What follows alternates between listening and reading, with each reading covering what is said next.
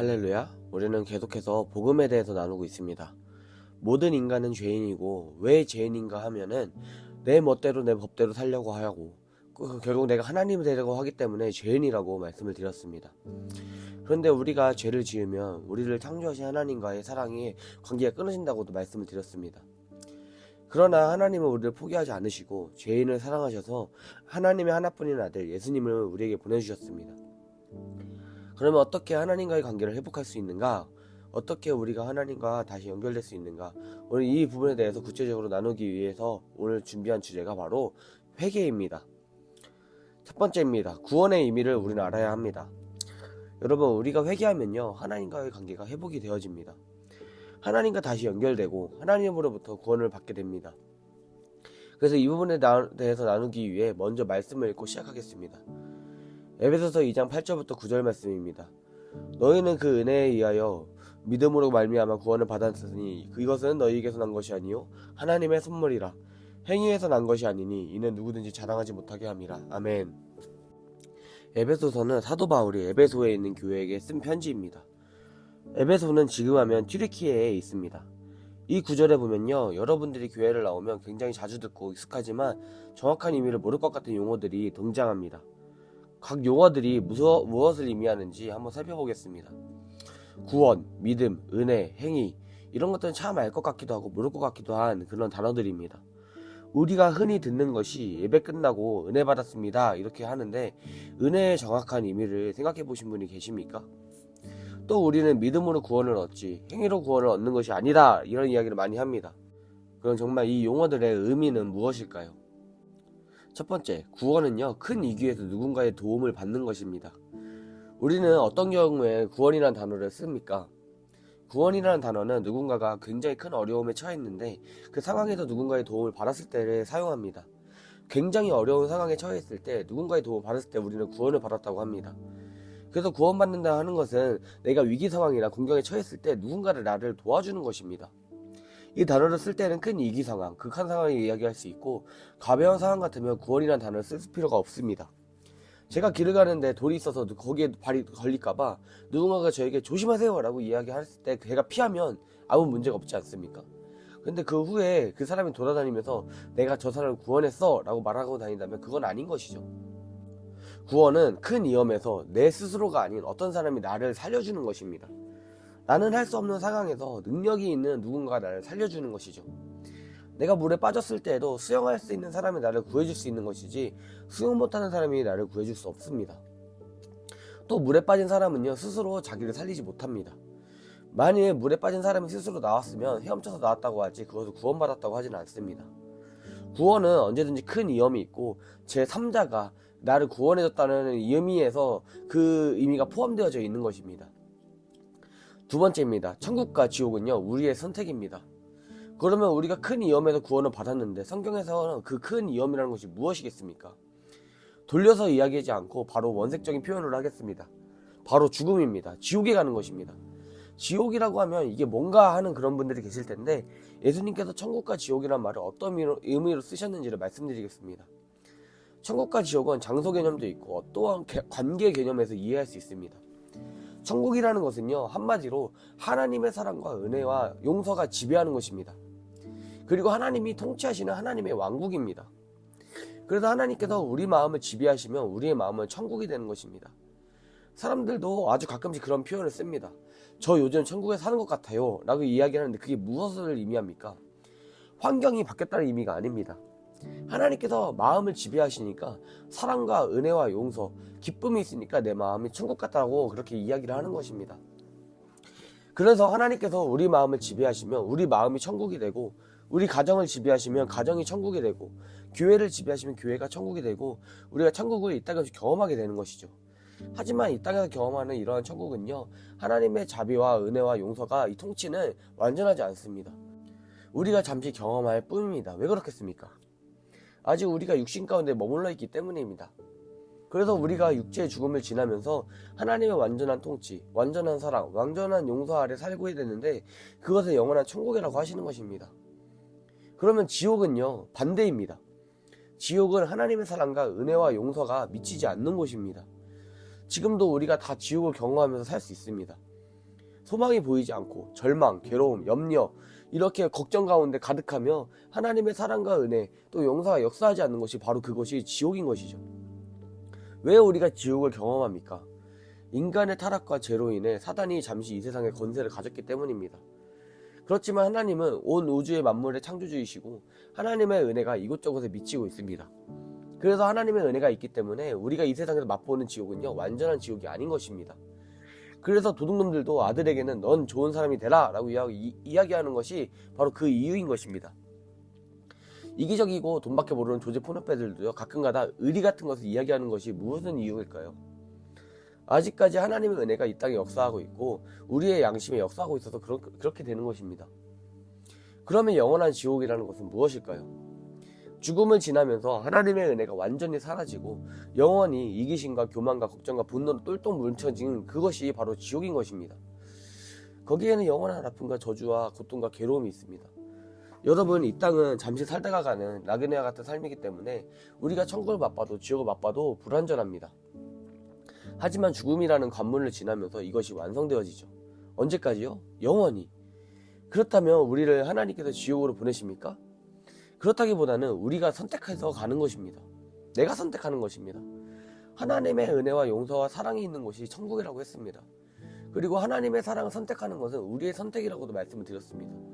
하나님이 우리를 사랑의 대상으로 만드셨기 때문에 우리의 선택권을 존중해 주신다고도 말씀을 드렸습니다. 그렇다면 하나님의 부름을 거부하는 사람을 어떻게 하나님이 천국에 데리고 가시겠습니까? 하나님도요, 불편해서 못 사십니다. 그래서 천국이든 지옥이든 우리가 스스로 선택해서 가는 곳인 것입니다. 이 세상에서는 아직도 하나님의 은혜가 있기 때문에 우리가 항상 지옥과 같이 살지는 않습니다. 그래도 그 가운데에서 은혜가 있기 때문에 따뜻함도 있고 기쁨도 있고 그렇습니다.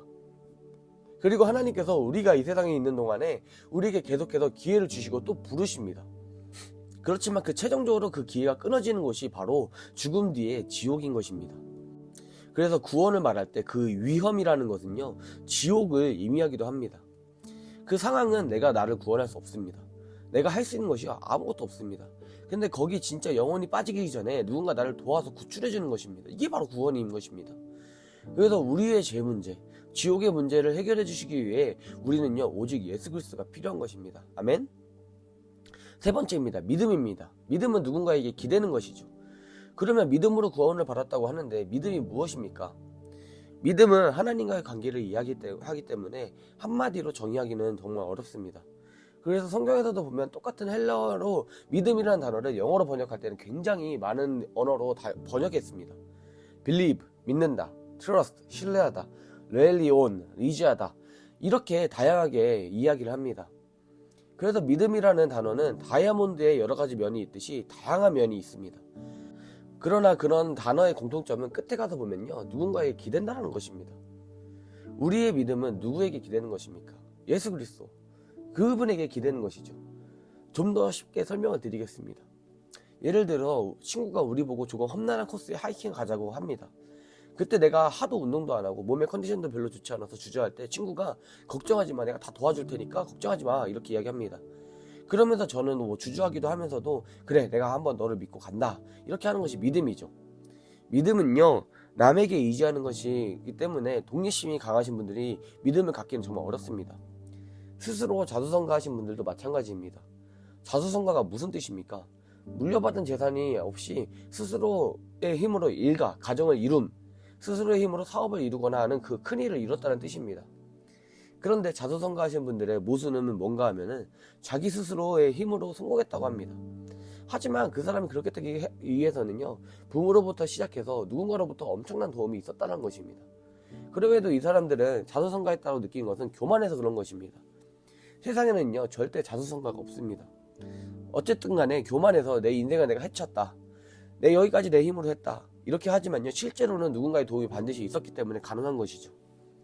이런 사람들이 교만해서 전혀 근거 없는 이런 생각을 가지고 있기 때문에 이런 사람들은 다른 사람의 말을 전혀 듣지 않고 다른 누군가를 의지하는 것도 정말 힘들어합니다. 또 상처 입은 분들도 똑같습니다. 남을 의지하려고 했다가 받은 상처가 있기 때문에 나는 아무것도 믿지 않을 거야 라는 분들이 있습니다. 믿는 것이 겁나는 것이죠. 그런데 여러분들이 아무리 자수성가했다고 착각에 빠져있고 남을 의지했다가 상처받은 것이 있다 할지라도 정말 이게 상황을 느꼈으면요, 여러분은 믿어야 합니다. 이런 분들은 결단을 해야 합니다. 믿음이 생기기를 기다리지 말고 믿기로 결단을 해야 합니다. 예수님이 어떤 분인가를 살펴서 결단하셔야 하는 것이죠. 마음을 정해야지 기댈 수 있는 것입니다. 그때부터 믿음이 들어가는 것입니다. 아멘. 네 번째입니다. 선물이죠. 선물은 뭡니까? 공짜입니다. 그러면 이 믿음으로 이 구원을 받았는데 이 구원은요, 하나님의 선물이라고 합니다. 구원은 하나님의 선물이다. 선물의 특징은 무엇입니까? 공짜죠. 무슨 일을 하고 받는 것은 대가이지 그것은 선물이 아닙니다. 또 잘 봐달라고 하면서 갖다 주는 것은 선물이 아니고 뇌물이죠. 여기서 사도 바울이 여러분은 믿음을 통해서 은혜로 구원을 받았다라고 이야기를 합니다. 그리고 여러분에서 난 것이 아니라 하나님의 선물이라고 이야기를 하죠. 이 말은요, 구원은 공짜다라는 말입니다. 뭘 했기 때문에 주는 것도 아니고 앞으로 잘할 거라는 것을 기대해서 주는 것도 아닙니다. 여러분, 선물은 공짜입니다. 그래서 복음의 핵심이 구원은 선물이다, 이것입니다. 그런데 어떤 분들은 이것을 굉장히 어려워합니다. 복음과 다른 종교의 가르침하고 제일 큰 차이가 이것입니다. 모든 종교는 내가 뭔가 한 것이 있기 때문에 성취감을 준다고 이야기를 합니다. 그래서 구원을 하기 위해서는 내가 뭔가 해탈을 한다든지 공을 드린다든지 아니 착하게 선행을 한다든지 좋은 일을 한다든지 해야 합니다. 그러니까 내가 뭘 하는 듯한, 기여를 하는 듯한 이런 보람을 느끼게 합니다. 그리고 못하면요, 찝찝해 합니다. 근데 이런 사고방식을 가지고 있는 사람들에게 하나님의 구원은 선물이다, 이러니까요, 받아들이기가 너무 힘든 것입니다. 왜냐하면 우리 1세 동안 살아가면서 귀한 것을 얻기 위해서는 대가를 치른다는 것을 배워왔습니다. 진짜 귀한 것을 얻기 위해서는 우리는 대가를 치러야 합니다. 또 그게 사실이라는 것을 우리가 실제로 체험했을 때 했는데 갑자기 구원이라는 것이 딱 선물이다, 공짜다 이렇게 이야기를 하니까 믿기 힘든 것입니다. 어떤 분이 중소기업을 창업해서 성공적으로 운영하다가 예수님을 믿게 되었습니다. 예수님을 믿고 나서는 구원이 선물이라는 것을 알고 나서 너무나도 좋았다고 합니다. 그 다음에 주위 사람들에게 이렇게 예수님을 소개해도 했는데도 안 믿는 것이죠. 오히려 사람들이 예수님을 영접하는 걸 굉장히 두려워한다는 것입니다. 그래서 왜 그럴까 이렇게 이분이 고민을 하다가 실험을 했습니다. 그 당시에 100만 불짜리 자기약 수표를 만들어서 주위에서 좀 복음을 전하고 싶은 사람들을 만나서 그들의 힘든 이야기를 듣고 내가 좀 여유가 있으니까 당신을 좀 도와주겠다 하면서 수표를 꺼내줘서 줬다고 합니다. 그러면 사람들이 고맙다고 하면 딱 받는데 액수가 보니까 너무나 큰 것입니다. 한 1000불이면 모르겠는데 막 100만 불 이렇게 해놓으니까 열이면 열 다 돌려준다는 거 했던 것입니다. 갚지 않아도 좋으니까 보태서 쓰라고 이렇게 줬는데 10명 중에 10이 다 돌려줬다는 것입니다. 그러니까 이 사람들 생각에는 이거를 받았다가 어떤 일이 생길 줄 알아 라고 이런 생각을 하면서 이 사람 왜 나에게 공짜로 주겠어, 왜 가짜든 지금 뭔가 농담을 하는 거겠지 라고 생각을 하면서 이걸 안 받는 것이죠. 마치 사람들이 구원에 대해서 이렇게도 생각한다는 것입니다. 구원이 선물이다, 공짜다, 이 말이 받아들이기가 너무 쉽지가 않은 것입니다. 받아들이는 사람에게는 큰 기쁨이 되고 축복이 되겠지만 특별히 남에게 많이 속아봤다든지 관계 속에서 어려움을 겪어봤던 사람들에게는요, 이런 것들 덥석 받는 것이 어려운 것입니다. 그러나 구원은 선물이다. 다른 종교와 우리 복음과 가장 큰 차이는 바로 이것이라는 것입니다. 여러분들은 이것을 알고 있어야 합니다. 5번째입니다. 은혜. 은혜는요, 조건 없는 사랑입니다. 믿음으로 받는 구원은 공짜인데 은혜에 의하여 라고 했습니다. 그러면 은혜라는 것은 무엇입니까? 은혜는요, 값없이 조건 없이 받는 사랑이다, 이렇게 말할 수 있습니다. 예를 들어 부모님의 은혜를 생각하면 쉽습니다. 내가 뭔가 해서도 아니고 내가 무슨 자격이 있어서도 아니고 일방적으로 주어지는 사랑입니다. 부모님의 은혜가 그렇습니다. 부부만 해도요, 부부의 사랑을 은혜라고 하는 경우는 적습니다.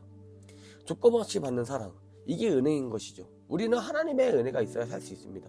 지금도 우리는요, 하나님의 은혜로 살아갈 수 있는 것입니다. 6번째, 행위입니다. 그런데 이 구원은 행위에서 난 것이 아니라고 했습니다. 행위라는 것은 무엇일까요? 예를 들면 얻고자 행동하는 것입니다.